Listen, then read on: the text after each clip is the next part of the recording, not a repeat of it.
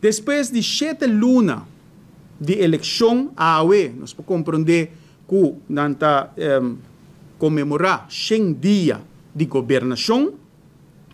A coalição aqui para meio de um programa de governação a permitir o povo para reduzir e preferivelmente eliminar moléstia e contaminação causada para a planta de RWZI.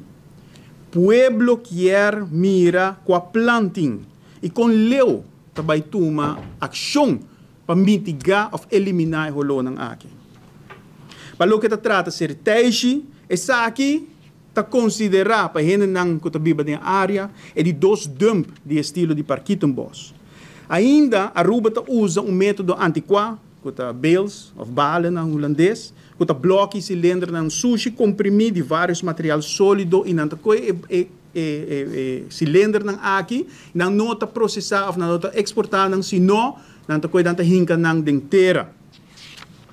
Dicha prática está proibida em vários países devido à contaminação grave que tem na Venezuela de país Aruba. E com isso aqui, por ocasionar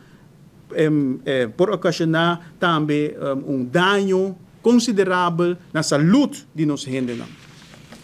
Desde 2018, Pajo a dado uma indicação bem clara que a prática aqui para roubar aia na Parquitenbos e hoje em dia na Seriteixe não persegue assim.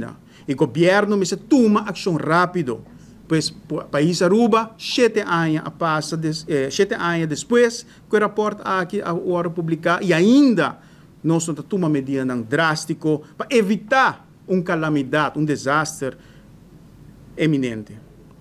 Seriteixe, que hoje em dia nós usamos para hincar e belos aqui, estava uma solução temporal depois que a cera dump na 2022. Pero, maneira bolsa, já tem 3 anos acaba trabalhando e o governo atual não tem um plano concreto para a situação aqui.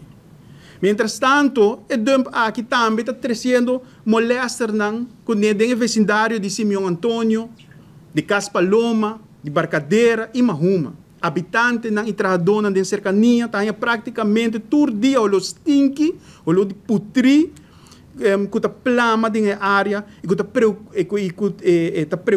preocupado com o rolo aqui está dano dañino, que está dano tóxico riba a saúde de gente. Que o rolo aqui que está plama na área está motivo de reação químico que mais porta dañino para a saúde de gente.